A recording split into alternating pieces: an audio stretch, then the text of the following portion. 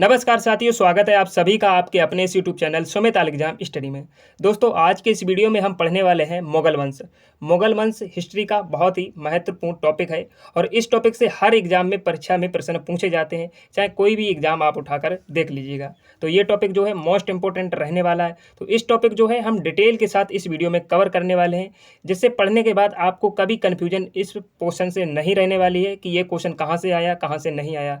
सारा कुछ मुगल वंश यहाँ पर हम कंप्लीट करने वाले हैं। तो बने रहिए हमारे साथ शुरू से लेकर अंत तक। वीडियो को करते हैं स्टार्ट। तो देखिए, मुगल वंश जो स्टार्ट हुआ है वो 1526 से 1857 ईस्वी तक चला है। ये जो है आपको डेट याद रखनी है, ये भी यहाँ पर क्वेश्चन पूछा जाता है। तो मुगल वंश जो था, मुगल साम्राज्य की शुरुआत अप्रैल 1526 ईस्वी में जो इब्राहिम लोदी और बाबर के बीच युद्ध हुआ था पानीपत के, जिसे पानीपत का प्रथम युद्ध के नाम से जाना जाता है, उसी के माध्यम से जो है मुगल वंश की शुरुआत हुई। और इस युद्ध में जीते के बाद भारत में दिल्ली सल्तनत के शासन का खात्मा हुआ। मतलब जो दिल्ली पे सल्तनत थी इब्राहिम लोदी की, उसकी सल्तनत जो है समाप्त हो गई। उसके बाद जो है बाबर की सल्तनत शुरू हुई। यहाँ मध्यकालीन भारत में मुगल वंश की नींव रखी गई, जिसके बाद करीब 18वीं शताब्दी में देश के प्रथम स्वतंत्रता संग्राम तक मुगलों ने भारतीय उपमहाद्वीप पर राज किया और ब्रिटिश ईस्ट इंडिया कंपनी के आने तक भारत में मुगलों ने अपना शासन चलाया। यानी कि 1857 के बाद ही जो है अंग्रेजी शासन चला, तब तक जो है इसका शासन चलता रहा। चलिए आगे देखते हैं।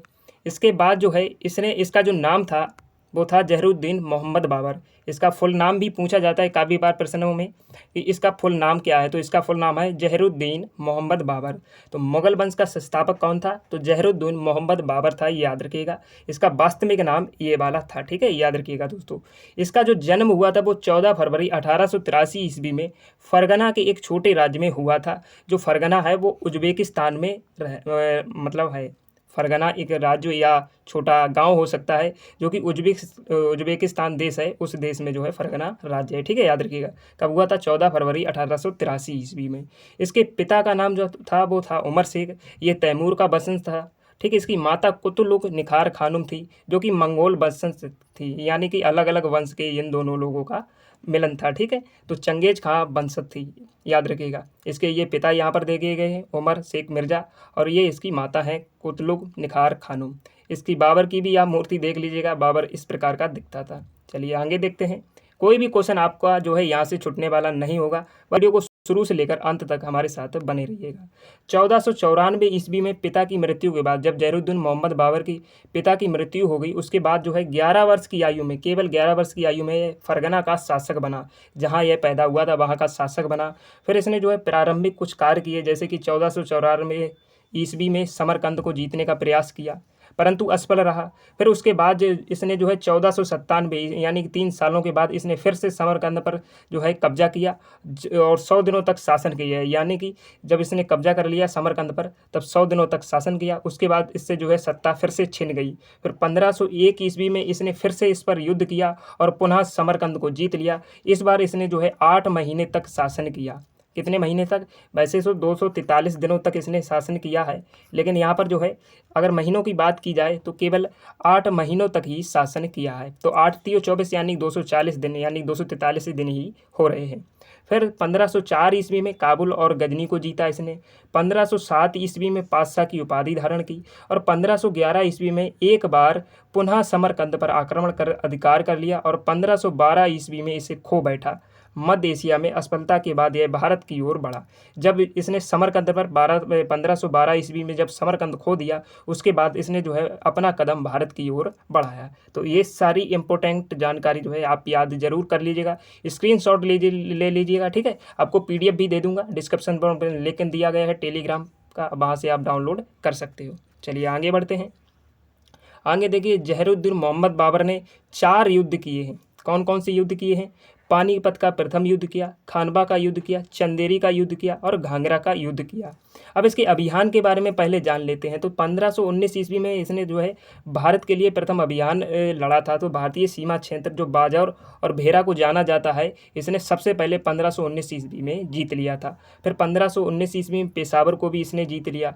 फिर 1520 ईस्वी में बाजौर, भेरा, पंजाब के सियालकोट, पाकिस्तान तथा अन्य क्षेत्र भी इसमें छोटे छोटे क्षेत्र शामिल थे, जैसे कि भेरा हो गया, फिर पंजाब पंजाब के सियालकोट हो गए, पाकिस्तान के आसपास का जो इलाका माना जाता है। पहले पाकिस्तान तो अलग नहीं था, इंडिया में ही था, अब पाकिस्तान अलग हो गया। तो पहले जो है भारत का ही हिस्सा पाकिस्तान था, तो उसको भी जो है इसने अधिकार कर लिया था, यानी कि बहुत बड़े क्षेत्र पर अधिकार कर लिया था। फिर 1524 ईस्वी में इसने लाहौर सहित लगभग पंजाब के अधिकांश भागों को भी जीत लिया था। पंजाब के जितने भाग थे यानी सभी भागों को जीत लिया था, केवल एक दो भाग छोड़कर। फिर पानीपत के प्रथम युद्ध के लिए बाबर को निमंत्रण, पंजाब के जो सूबेदार थे वो दौलत खान लोधी थे, उन्होंने इसे निमंत्रण दिया कि हमसे लड़िएगा। तो पानीपत का जो है यहाँ पर इब्राहिम लोदी के चाचा आलम खान लोधी तथा मेवाड़ के शासक जो राणा सागा थे उनके बीच हुआ था, ये आपको याद रखना है। तो यहाँ पर 4 युद्ध इसने लड़े हैं। तो 4 युद्ध आप याद रखिएगा किस प्रकार कि पानी पिया, खाना खाया और जो है चांद को देखा, घर गया और मर गया, यानी कि 1530 ईस्वी में ये इसकी मृत्यु भी हो गई है, ये भी आपको याद रखना है। तो पानीपत का प्रथम युद्ध कब गया? 1526 में। फिर खानवा का युद्ध आता है तो 1527 ईस्वी में, याद रखिएगा। चंदेरी का युद्ध 1528 ईस्वी में और घाघरा का युद्ध 1529 ईस्वी में। मैंने आपको ट्रिक क्या बताई? पानी पिया, खाना खाया और चांद को देखा और घर गया और मर गया। ठीक है, तो 5 पॉइंट हैं, याद रखिएगा। क्या? पानी पिया, खाना खाया, चांद को देखा, घर गया और मर गया। तो सीक्वेंस से याद रखिएगा, 26, 27, 28, 29 और 30। ठीक है, 30 में 1530 ईस्वी में इसकी मृत्यु होगी। चलिए आगे देखते हैं। आगे देखिए, यहाँ पर पानीपत का जो प्रथम युद्ध हुआ वो 1526 ईस्वी में हुआ। तो इसके विस्तार के बारे में देखते हैं। तो बाबर की सेना में लगभग 15,000 सैनिक और 20 से 24 तोपें थी। इसका देखिए जो भारत में विजय अभियान था, हर विजय अभियान में इसकी जो है इसके साथ तोपें थीं, जिसके माध्यम से ये जीत लिया जाता था। मतलब किसी भी देश पर, प्रदेश पर जब आक्रमण करता था तो तोपों के माध्यम से करता था। तो भारत में तोपें इतनी अधिक मात्रा में थी नहीं, इसीलिए जो है ये युद्ध हमेशा विजयी प्राप्त करता रहा। यानी कि बाबर ने कोई भी युद्ध नहीं हारा, बाबर सभी युद्धों को जीत लिया था। ठीक है, तो इब्राहिम लोदी की सेना में लगभग 80,000 से 1 लाख सैनिक और कम से कम 10,000 हाथी थे। कितने? 10,000 हाथी थे। यहाँ पर गलत टाइप हो गया दोस्तों, 1,000 लिखा हुआ है, 10,000 हाथी थे। और जबकि बाबर की सेना में 15,000 सैनिक थे और केवल 20 से 24 तोपें थी। जबकि इतने सेना यहाँ पर इब्राहिम लोदी के पास थी, फिर भी परास्त हो गए। इसका कारण था तोपें, याद रखिएगा। ठीक है, और तुगलकनामा युद्ध नीति थी। यहाँ पर देखिए पानीपत के प्रथम युद्ध में बाबर ने उज्बेकों की युद्ध नीति तुगलकनामा, जिसे अंध्रचंद्रकार कहते हैं, जैसे कि इस प्रकार से बना लिया जाता है। यहाँ पर तोपें आगे लगा देंगे, उसके बाद यहाँ पर सैनिक होंगे पीछे से, इस प्रकार का युद्ध होता था। तो पहले तो तोपों से माध्यम से जो आगे सेना आ रही, तोपों के माध्यम से आक्रमण किया, फिर तोपों से जो बच गए तो ये सैनिक आक्रमण करते थे, इस माध्यम से ये युद्ध करता तो युद्ध करता था। तो इसके वजह से इसके जो सैनिक थे वो कम मरते थे, क्योंकि तोपें आगे लगी हुई थी। और बाकी जो भी मतलब जैसे कि इब्राहिम लोदी ने युद्ध किया तो उसने कुछ और नीति से किया, तो उसकी सेना समाप्त हो गई। इस प्रकार जो है इसने युद्ध जीता था। तोपों को सजाने में आसानी विधि, रूसी विधि जिसे कहा जाता है, का प्रयोग किया था इब्राहिम लोदी को पराजित करने के लिए। ठीक है, याद रखिएगा। युद्ध में बाबर के तोपखाने के नेतृत्व जो करता थे, ये पूछा जाता है कि बाबर के जो तोपखाने के नेतृत्व करता थे वो कौन थे? तो उस्ताद अली और मुस्तफ़ा खां थे। कौन? उस्ताद अली और मुस्तफ़ा खां, ये दोनों नाम आप याद रखेंगे, मोस्ट इंपॉर्टेंट है, यहाँ से क्वेश्चन बनता है। चलिए आगे देखते हैं दोस्तों। आगे देखिए, पानीपत का प्रथम युद्ध होने के बाद जो है इसने चांदी के सिक्के, विजय जब पानीपत का प्रथम युद्ध जीत लिया तो बहुत खुशी हुआ, क्योंकि पानीपत का प्रथम युद्ध काफ़ी भारी युद्ध था, क्योंकि 80,000 सैनिक काफ़ी अधिक मात्रा में होते हैं। 80,000 सैनिक अब तो कोई इकट्ठे भी नहीं कर सकता है।